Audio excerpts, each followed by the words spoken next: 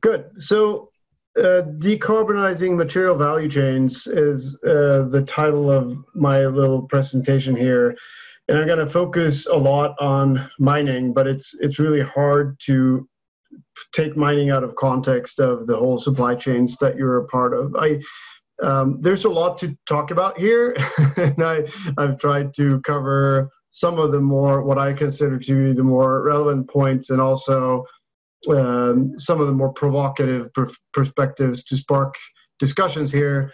So I'll just dive in, run through this in roughly 20 minutes, and then we can have a bit of Q&A or discussion before the workshop continues. So first of all, let me see if I get this going. There we go. So climate change, I think where we are landing as an institute that have studied this issue for quite some time now is that the outlook we have for the next 30 years can be summarized with the notion that there is no such thing as a business as usual scenario. It's quite unrealistic to think of the investment environment and the market environment going forward 30 years to be comparable with what we've had in the last 30 years. And there are really a couple of reasons for this, but if you think of the future simplistically, obviously, across two sets of describing characteristics here, one being whether climate change action is perceived to be a national priority, or if there will be such thing as an effective global collaboration on one dimension, and the other being whether we're embarking on a smooth or a change journey here. We're really at the bottom left at the moment, not only because of the slow progress of international negotiations, but also some setbacks recently of, for example, the United States walking away from the Paris Agreement, obviously threw a wrench in the process there, and at least, if nothing else, delayed progress a bit from a political perspective. But we are currently tracking towards 3 degrees global warming compared to pre-industrial temperatures, right? So there is obviously a scenario where political negotiations and progress gets back on track, and we end up with a bit of a Green Deal scenario, which is aligned with a Paris Agreement on 2 degrees Celsius.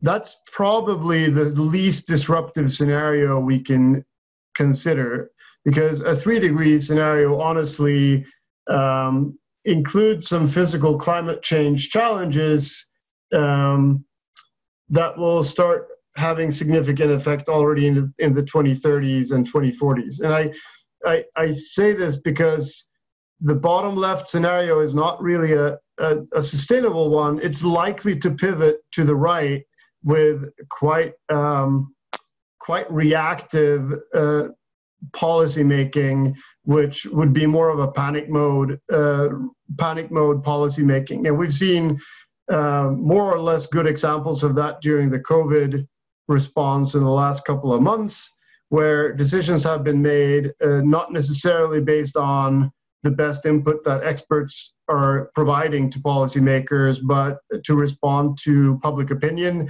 to demonstrate ability to take action, and overreacting rather than following a smooth course. We call that the panic mode scenario, and that's arguably the most disruptive scenario we could consider. And in between, there is the only way is that we can reach a 1.5 degree outcome, which is a combination of political action and some disruption. So I think it's becoming increasingly clear that it's impossible to reach a 1.5 degree outcome without disruptive change in our economy. So why do I say that? Well, one reason is that climate change is all about stocks, not about flows. There's too much focus on on annual emission levels and too little focus on these carbon budgets or sort of accumulated emissions over time. So according to the recent IPCC report on what's required for a 1.5 degree outcome, we would have to follow the white line in this chart, which we're already behind, which gives us, if we play forward to today, 2020, we need to outperform the white line over time to achieve that outcome, right? We need to see immediately dropping and rapidly dropping emissions above and beyond this IPCC pathway. Now, if we only target carbon neutrality by 2050, and I say only, obviously, with a bit of a caveat that that's pretty much of a stretch. That's an aspirational target. We will still, and we don't start seeing dropping emissions until 2025. You see what that's represented by the yellow line in this graph. That difference makes all the difference between 1.5 degrees and 2 degrees outcome. Even though we achieve neutrality in 2050, we will not meet the 1.5 degree outcome. We'll be at 2 degrees or above. So that's the starting point. Again, 1.5 degrees is really challenging, borderline impossible. We will see likely, or let me put it this way, the next couple of years are probably quite critical in terms of even possible outcomes, and very likely to dictate the 2030 decade exposure to physical climate change. For mining, I think you could safely say that hauling is the biggest challenge. Most other activities in mining are electrified. On a very high level, you could argue that there is a solution for electrified energy use, which is renewable power. For hauling, on the other hand, the technology landscape looks a little bit different. But again, trying to simplify things a little bit, you can really categorize solution space for hauling into two categories, which is on the diagonal of this chart. So on the y-axis here, you have the impact or the abatement impact, and on the x-axis, you have the technology readiness level, or how commercially available the technology is. And again, with a little bit of simplification, you can say that we have one category of technologies that give you marginal improvements, but they're available now. And you have one category of technologies that give significant emission reduction, but they're not commercially available today. Now, and then there are some, and I can speak quickly to these abbreviations to clarify and not sort of assume that it's clear. So at the top left, you have hydrogen trucking, and you have battery electric vehicles. To the bottom right, you have LNG or natural gas trucks. You have trolley assist, and you have a 20% blend of biofuels in your diesel. To the top right, you have input crushing and conveying, which is a great solution. It's just not necessarily something that you can implement in all types of geologies and mine or in ore bodies, right? So it has some constraints in terms of where it's applicable. Now, what's interesting here is, and this is an example for a mining operation with some growth, right? Or a sector with some growth. And it's, it's representative of one of the not so aggressive growth scenarios for copper. So you have some demand growth for copper, obviously, but you also have some grade declines. So you need to mine more ore to get the same copper output. So on an index starting point, the blue line represents some kind of frozen technology outlook of what you would have achieved if you continued using diesel trucks, right? Now, the red line here is the target, and the target doesn't move. And the important thing here to remember is it's not about hitting the target in 2050, it's about following that curve. So if you invest in one of these, what I loosely call incremental technologies that give you some 25% reduction immediately, you start out well, a little bit below the red curve, and then you follow, the slope of the business as usual, and then you cross it, and you start accumulating a bit of a carbon debt, or, you undershoot your target. And then in order to stay on target, you still need to invest in zero carbon solutions a bit down the line. And the notion here is that the highlighted yellow surfaces in this chart net out. So it's arguably a simplified analysis, but to indicate that, you need to at some point still invest in the more transformative technologies. And the question we asked ourselves was, how much time do you buy yourself by incremental improvements now compared to waiting and do nothing and then invest in these more high impact technologies later? And the answer is not so much. You're looking at a incremental timing of or delay in the required decision for fundamental technology investment of a few years. And in commodities with less growth, this is a little bit longer, but honestly, even with declining growth, as you can see in thermal coal markets, for example, it's less than 10 years, right? So this whole notion and the public commitments made by Rio Tinto and others around staying on a climate-aligned pathway, that's a high bar. That's going to be a challenge to deliver on. I think switching gear a little bit, I'd like to talk a little bit about transition risks as well. There are a couple of categories of transition risk that are relevant to consider for the mining industry, and this is a list of risks that I find relevant. So first risk is that circular economy policies and business models are actually effective, and that has implications for the underlying demand for extractive primary extraction and virgin materials. The second risk is that new mineral processing technologies become cost effective. Some of them with subsidies, some of them without, but that will potentially shake up the supply chain.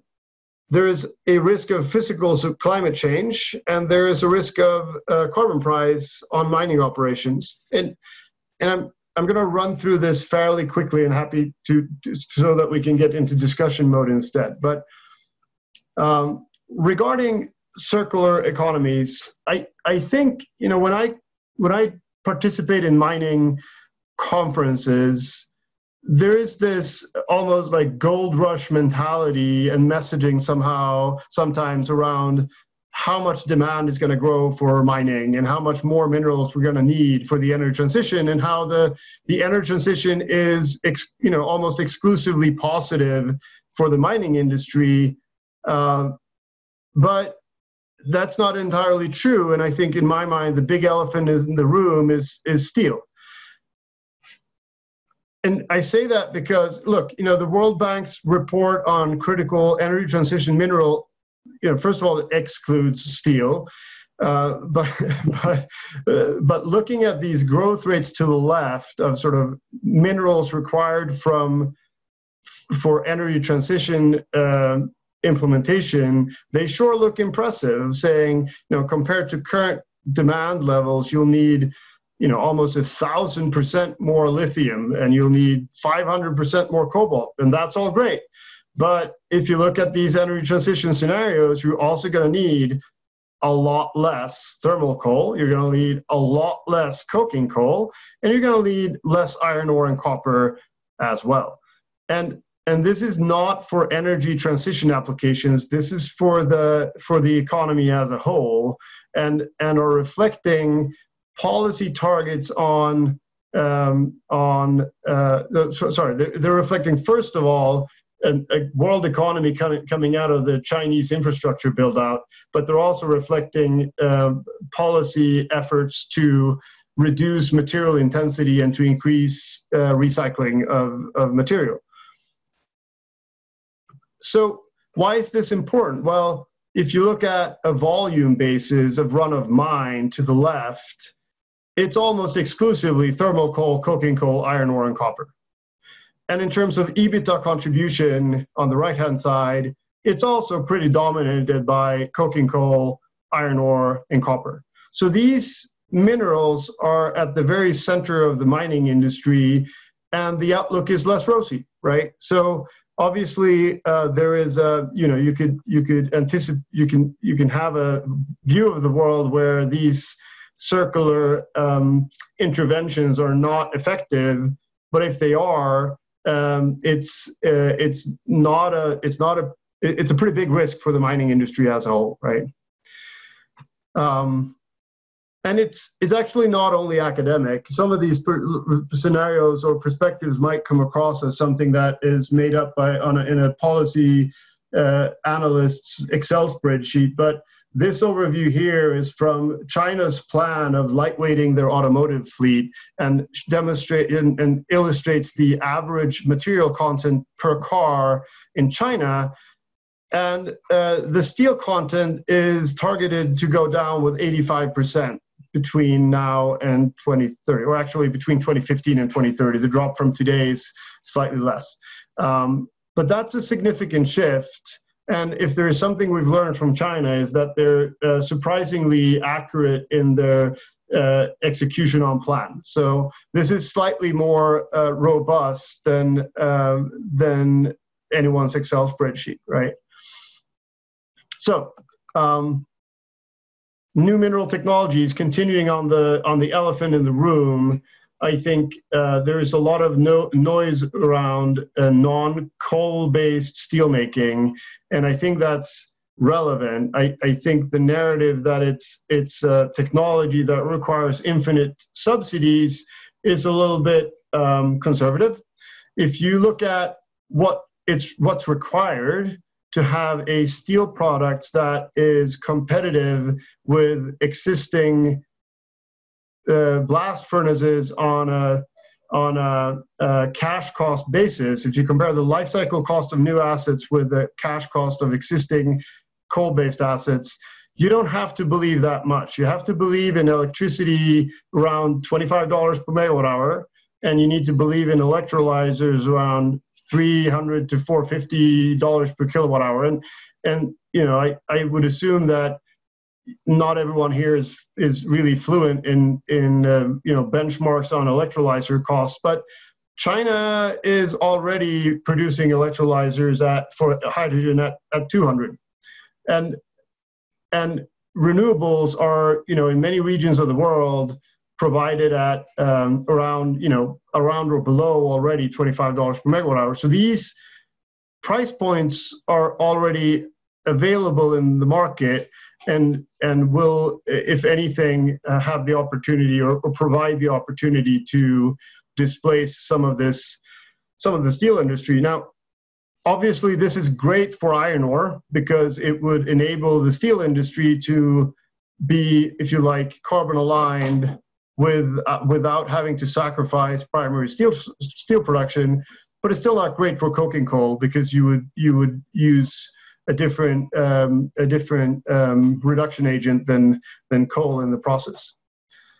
And finally, on carbon taxes, I would like to have a slide on actual physical risk to the mining industry. But speaking of white spaces to look at for the Climate Action Group, that's one that's very glaringly apparent. It's hard to get any research on physical climate change in any part of the economy, let alone mining, right? So I flagged that or put that in the parking lot for discussion of focus areas. But I know this is simplifying a lot, and there is some very important dynamics of exactly how a carbon price is implemented. to make sure that you don't disrupt competitiveness too much. But in the end, a 20% increase in steel prices, that is what is assessed to be the required impact of carbon pricing on steel, translates into roughly 1% of end consumer cost, which is very marginal. And in order to even have any carbon price of iron ore show up on the curve of steel prices on the right, I had to add $1,000 per ton of CO2 to make it even, the lines even distinguishable from each other, right? So, and let alone achieving a 20% increase from mining is borderline impossible, right?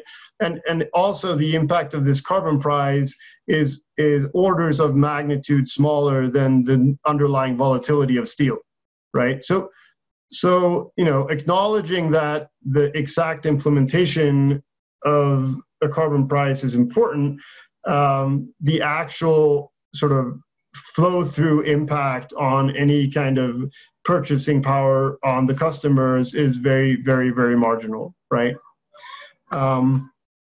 So to summarize, I have two short slides on summary. One is going back to these risks. I think there is a little bit of a backwards focus on the debate. So what's typically discussed goes from the bottom up of this list of talking about, carbon price is the focus of policy influencing. Physical climate change is a focus area of understanding the exposure. New mineral processing and circular economies and the implications for the mining industry are less, at least what I've seen, less focused on in the discussion. And again, as a slightly provocative statement, I think the actual risk should be ordered in the opposite direction, right? And finally, to summarize, first of all, there is no business as usual. We are going to look at changing market conditions, whether they're smooth or disruptive. It's tempting to pursue a defensive strategy to protect near-term value. This increases the exposure to disruption. And again, it's obviously a strategic choice whether you want to, whether you embrace disruption or whether you think that's going to be a challenging roller coaster, right? Not breaking any new ground here, but I think it's clear that there are some areas of collective action that reduces the risk for the industry. And finally, and the steel example is a good example is maybe a good highlight here. Collaborating with downstream supply chains is quite important to protect the industry from some of these risks of the transition that you would otherwise be at the end of the bullwhip and sort of mostly exposed to. And with that, I'll leave for some questions and discussion. I see that Deborah has raised her hand. Fantastic. Sorry. I see that Deborah has raised her hand. Okay, Deborah, do you want to unmute and ask your question?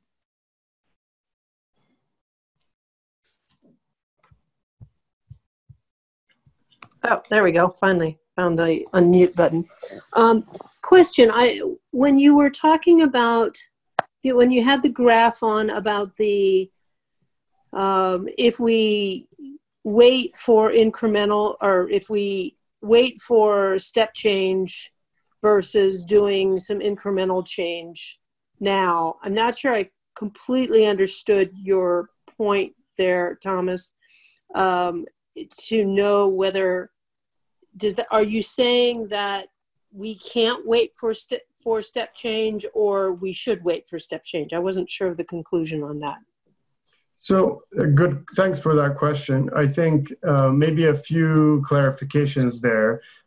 First of all, the conclusion is obviously contingent on whether you're targeting to adhere to this 1.5 degree pathway or not, right?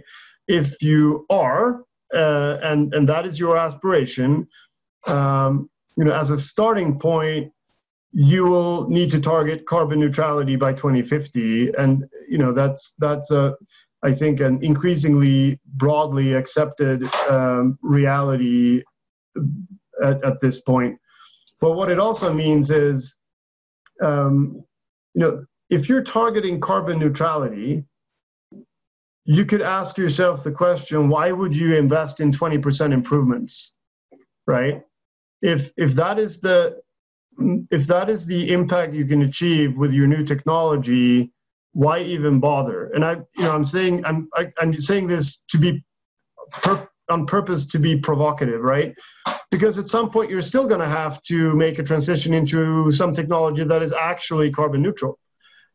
And so if that is your starting point, you have to be carbon neutral, then what do you gain by these incremental technologies? And the obvious answer is that you buy yourself some time for these more, deep cutting technologies to mature. So then the next question is, how much time do you buy? And the answer is, unfortunately, not so much, right? So, is 20% improvement better than nothing? Yes, of course. Will 20% allow us to meet any kind of below 2-degree climate outcome? No, it will not. You'll have to invest in more technology anyway. So if the timeline that you gain is less than 5 years, or for sure less than 10 years, some of these technologies are I think challenged by the fact that you're going to lock yourself into infrastructure. So even if you're going for a trolley assist, that's going to lock you in with infrastructure. If you're doing natural gas trucks, that's going to lock you into a fuel supply chain, and that timeline is probably longer than what you gain, right? And that is the provocative insight that I've tried to bring across. Does that make sense? Well, it does, except that you're sort of taking incremental technology and confusing it with conversion technology versus step change. And when I say conversion technology, you're talking about the trolley and so forth. Well, I saw Peter Wan is on the line, and I heard him speak at SME. And what I think I heard there was that the payback for the mining company to do some of these conversion technologies makes some sense, because they've already got a major investment. And if they make an investment in a mine, in a fleet today, they can't really change that for 15 years. Whereas there are incremental technologies that you could do to an existing fleet without having to either convert them or do step change. So I think one of the things that the industry needs to pay attention to, and what scared me about your comment is, well, let's just ignore incremental change and really focus on the step change. And I would argue that there's a lot of things that the industry is not doing with its existing fleet that is going to be around for a very, very long time, that could show payback, could make some impact, and isn't going to affect the ability to do the step change down the road. So, and I hear you. And first of all, we all know that each mining asset is quite specific, right? There are mining assets where a trolley assist installation can achieve, 60% carbon emission reductions, depending on how the haul route is and the slope of the mine and the depth of the pit, and whether you use it for the long haul, pit to crusher hauling lines, or just for the ramp or whatnot, right? So there's obviously examples that are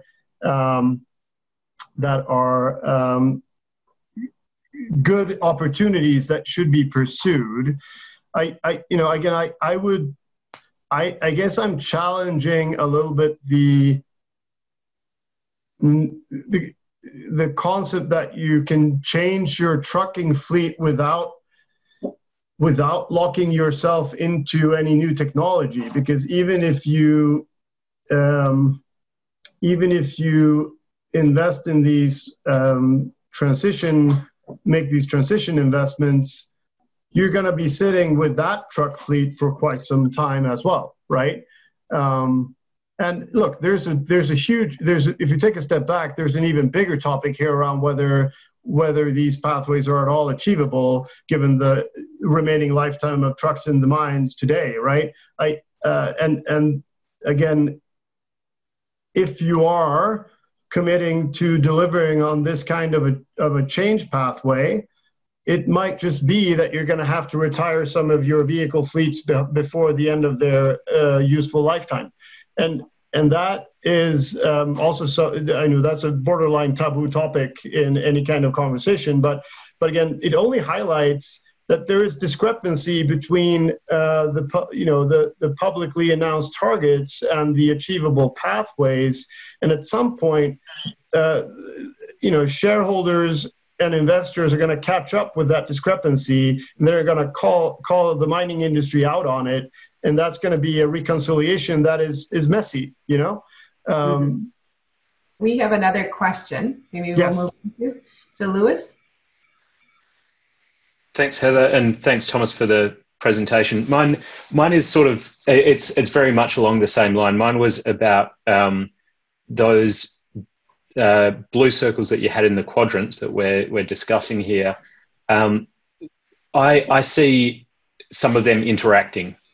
And that gets, I think, to Deborah's point of about, like, is it an option or is it an enabler? And I'd say the examples you gave there of LNG trucks and trolley assist, I see them as very different. I see LNG trucks as an option and trolley assist as an enabler, because that trolley bubble can overlap with the battery bubble, and suddenly the technology readiness of the batteries becomes far higher because you're not asking them to do so much. And it allows you to use trolley as both a stepping stone where you get incremental improvement, but also an enabler for the zero emissions end state. And you stop thinking about it as trolley assist and you start thinking about it as essentially charge on the fly.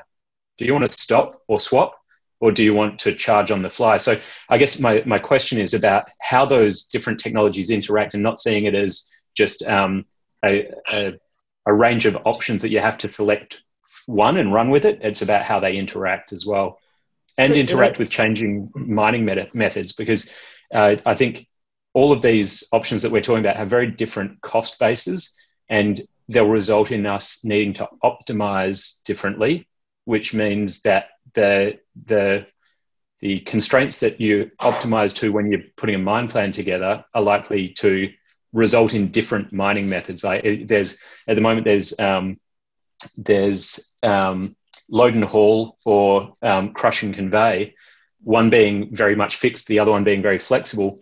I think the decarbonised fleet solution is probably going to be somewhere in between. It will have elements of the two and maybe elements of things that are different to both of them.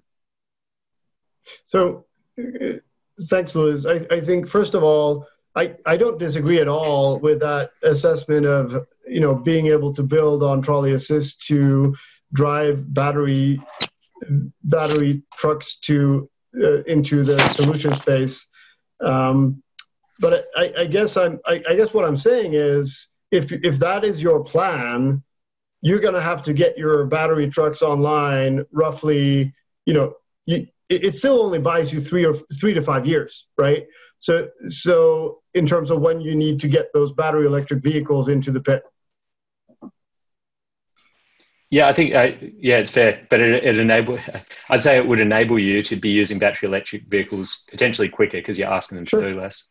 Right, and it impacts the utilization of the trucks to get, reduce the downtime because you can fuel up or charge while you're driving and all that. I see that as well, of course. And as many of you are probably aware, the ICMM are currently doing a fairly deep analysis of different hauling technologies that are by far more nuanced than what I could cover in 3 minutes of 2 slides, right? So I think a lot of the considerations that you've brought up here are hopefully addressed or at least highlighted in the ICMM work.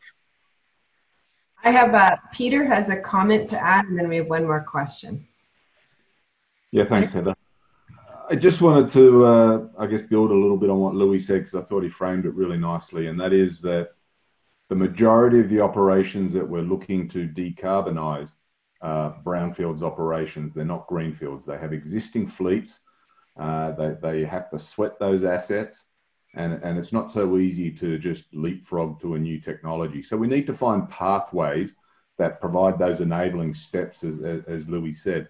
And so that comes in various different forms, whether it's the trolley that enables battery electric, but then also we've got to think about if we want to go to electric trucks that are smaller and autonomous, what do you do at the loading side? Because now you have a mismatch between that equipment. And so there's so many pragmatic steps in an implementation plan that can bring any of these technologies falling to earth pretty rapidly, and that's the real challenge that we face, and what we've got to battle our way through is what's that pragmatic way of introducing technology, not necessarily all in one fell swoop, but maybe in a progression that allows us to introduce it effectively. And my reaction to that, Peter, is that's absolutely true. But if that is your approach, you're very likely going to be off pathway, and that's I'm not judging that decision, but it's going to be challenging if you, on a corporate level, are making claims and setting targets that you very apparently are not going to meet. Right? At some point, that is just gonna catch up with you as a company, and you need to reconcile. And you know, maybe there's a world where no one cares, and you can just adjust your targets, and you know, shareholders do not care about your carbon performance. But there's also a world where they don't, and I think the investor community is ratcheting up the requirements on the viability of these carbon reduction claims. And that will just, I would think, incentivize a slightly different approach than what you just laid out. I think we have one last question from Tim, and then we'll move on to the breakout session. Okay, thanks for that. I guess, Thomas, what I'm curious about is, do you see as much focus being put on alternatives to, like we're talking a lot about electric vehicles and so on and so forth. You got to charge those, so you need the electricity to do that. And I don't see coal going away anytime soon, especially in emerging nations like India and that sort of area. I think I don't hear as much talk these days about alternatives, you know, clean coal, scrubbers, advances in scrubbers technology and carbon capture, that sort of thing. What sort of views have you got in that area? Because, you know, it's an area for, if the investment was put into it, they could do make some dramatic advances forward, and I don't know that that's actually happening. So right. So first of all, just to get the orders of magnitude here, the global electricity system is currently consuming some 25,000 terawatt hours of power, right? By 2050, that demand is going to double. If you, on top of that, add electrification and green hydrogen production, that's another roughly 25,000 terawatt hours. So, you know, not only do you need renewables to feed the current global power system, you need to triple it in order to supply clean energy to a 2050 carbon neutral system. Now, that is very obviously challenging, right? We need, you know, the current installed base of solar and wind is 1.3 gigawatts. We need to install that much on average every year for 30 years in order to reach that target. It's a huge challenge.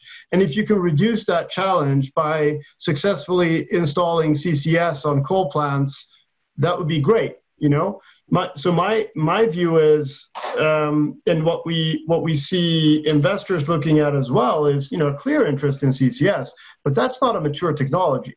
So the question here is, how do you balance the risk between, let me put it this way. There is the risk of CCS not being successful and everyone betting on it to be successful is a very high risk strategy, right? Because by the time we find out it's not going to work, it'll be too late to do anything else, right? So again, personally, I do believe we need CCS. We definitely need it in some sectors like cement, where there are very few other options.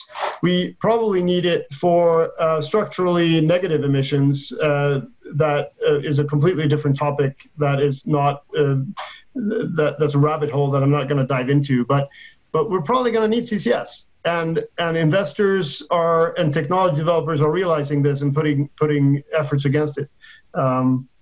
Is that helpful? It is a bit, but I still see, I think some real serious thought or effort needs to be put in, because it's not going to change. I think it's going to be difficult, because right now coal is evil, right? And that's the way most people talk about it, as this dirty product. And in reality, there's going to be countries that just can't afford to go in the direction that we're talking about here. There's lots of countries that can, but the ones that can't are still going to be burning coal. And we're just not going to stop it. And every conference that I go to, every mining conference, I do a lot in coal, and they're all talking about the growth, and ramping up till 2050 easily. And I think to get the kind of step change that you're talking about, and we all want to go there, but I think we need to be looking at both avenues at the same time, and not just. Could not agree more. I could not agree more, because thinking that markets can ramp up in the way required on the renewable side is also a high risk strategy, right?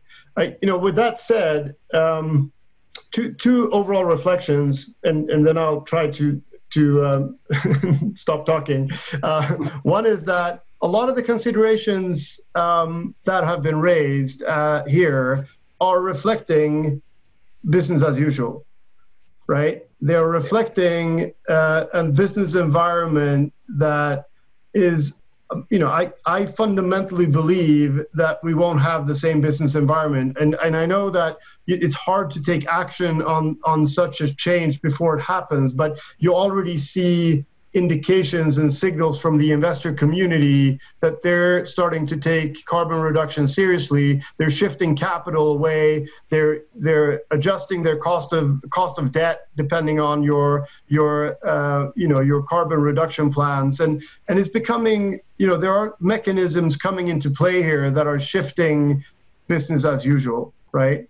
And the second reflection is the notion that coal will be around for a long time is also building on a very strong assumption, which is that the coal plants will be sweated. And just look at the US at the moment. They're not.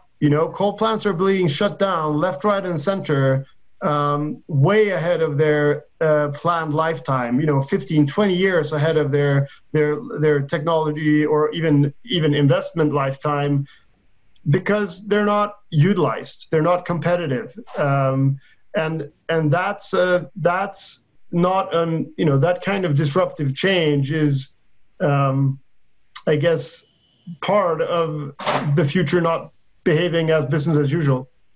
But that's exactly what I'm saying. That's exactly the point that I'm making here. And that places like the United States and that they can afford to do that, and it's not going to be as dramatic. In places like India and China and Indonesia, Japan, even Japan, they're still increasing their coal power stations. They're building more, and it's still going to keep happening. And I think that the environmental side needs to work with the coal mining side to figure out how we move forward, because we all want the same thing. We all want to stop climate change. But and you know, look, I just want to allow for the facilitators to snap us back on the agenda. I saw your comment, Louis. Indeed, you know, if you own a coal plant today, you will get better returns on that coal plant in the U.S. if you stop burning coal and you build solar panels with new capital right next to it. That's a fundamental shift in dynamics, right? The example of Japan is more, I would just challenge a little bit, is more a matter of real estate challenges and sourcing challenges. It's not a matter of affording. They're, for God's sakes, looking into, you know, generating hydrogen and ammonia from solar panels in Australia and shipping it with liquefied hydrogen vessels to Japan to co-fire in their coal plants. It's not a matter of what they can afford. It's a matter of sourcing for them. So you know, I would just be, there is a lot of inertia with existing installed base and the pipeline of assets coming online. It's just a very strong assumption that these assets will be utilized until the end of their lifetime.